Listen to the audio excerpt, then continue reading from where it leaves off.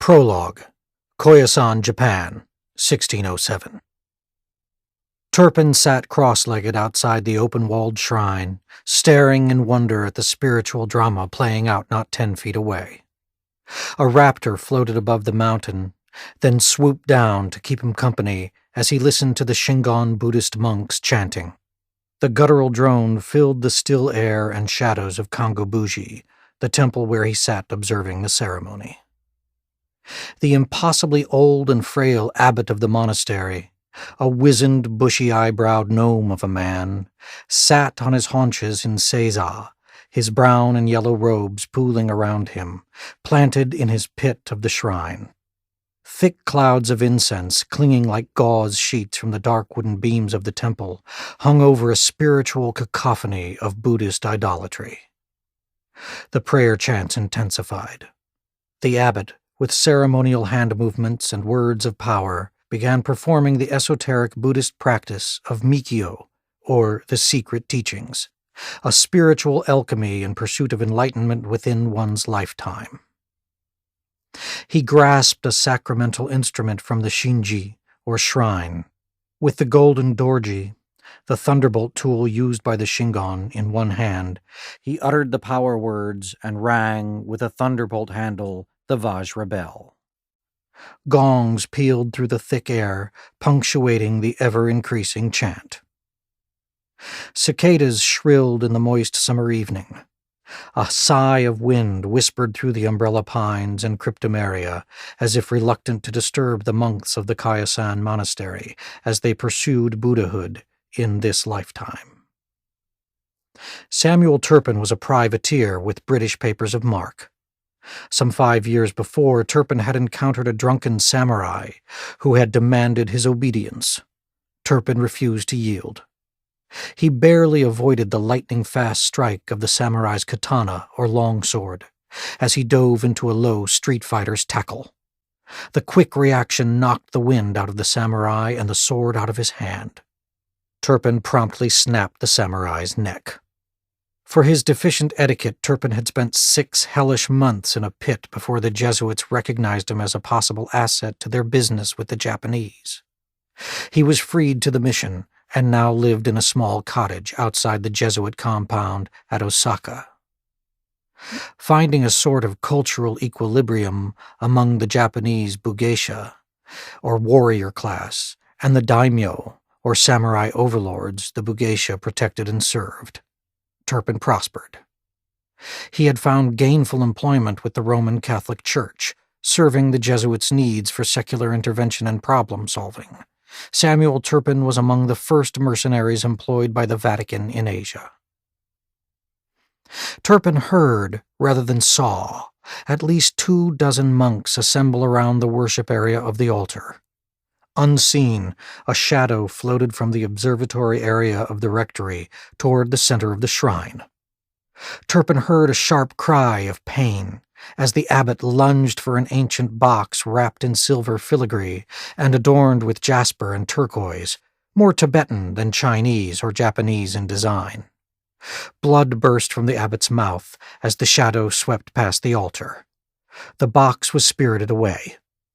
The monks' chanting broke and lost focus. The abbot, eyes staring, fixed in death, lay across the shinji.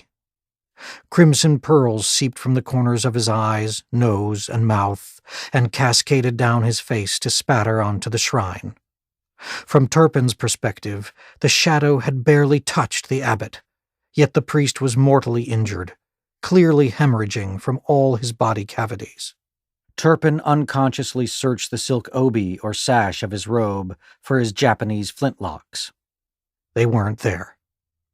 He lunged into the center of the worship area, trying fruitlessly to sweep up and control this dark assailant with his arms. Turpin found a large dorji on the shrine and grasped it to reinforce his fist. He crab-walked across the worship area in search of the killer shadow. Turpin felt a blow to his liver, devastatingly heavy and intense. The shadow skirted past his eyes. Turpin felt himself fall as his energy drained away. Breathing laboriously, Turpin lay on the tatami, woven straw mats of the temple floor. The abbot lay unmoving, his dead eyes, two orbs in a bloody sunset, staring at the ceiling. Turpin slowly rose to his knees, and then stood, wavering among the clouds of incense. The shadow slipped over Turpin again. The pain was excruciating. He fell to one knee and tried to breathe. The spectre was at the opening of the side rectory.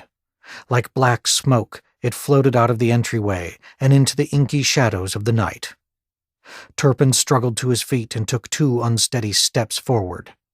Before him the apparition bobbed and weaved as a shadow's shadow. Turpin gathered himself for the chase. They ran across the rock garden. Turpin stumbled on the boulders beside a gravel sea. Springing up with the palms of his hands peppered with fine gravel from the Suseki garden, Turpin ran on. His long legs pumped like pistons, and he gained ground on the Shadow Man. Not 15 feet separated them as they exited the Tori gate and ran down the symbolic 108 stone steps, each representing a defilement to be overcome. Turpin was just behind the shadow when they reached the final gate, with its foot-square beam thrown as a deadbolt. The thief then ran up the wall, like a squirrel, as Turpin fished his tanto, a small dagger, from his kimono sleeve. The Shadow Man had gained purchase on the top of the huge wooden gate and was nearly free as Turpin leaped forward and plunged the tanto into the thief's hamstring. A horrendous scream, like a demonic typhoon wind, issued from the top of the gate. Turpin was thunderstruck.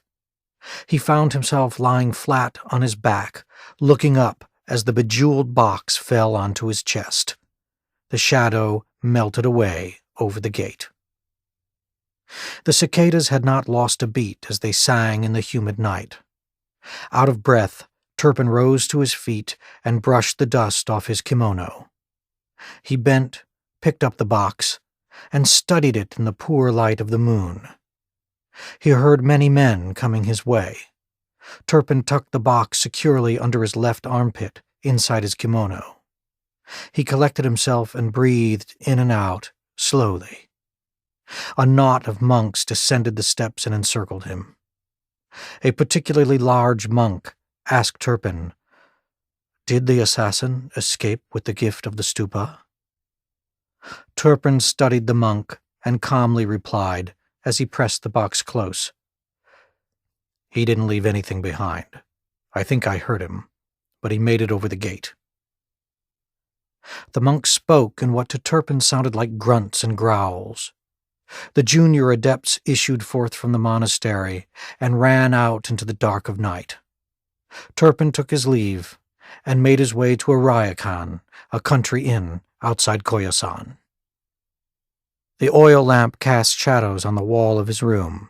A cool pitcher of mugicha, barley tea, sat on the enameled table along with a sweet cake. Beads of sweat adorned the pitcher. Turpin drank deeply. He placed the box on the table and sipped his barley tea as he studied the elaborate filigree, semi-precious stones and design of the cask. He exhaled and opened the silver jewel-adorned box. He was puzzled.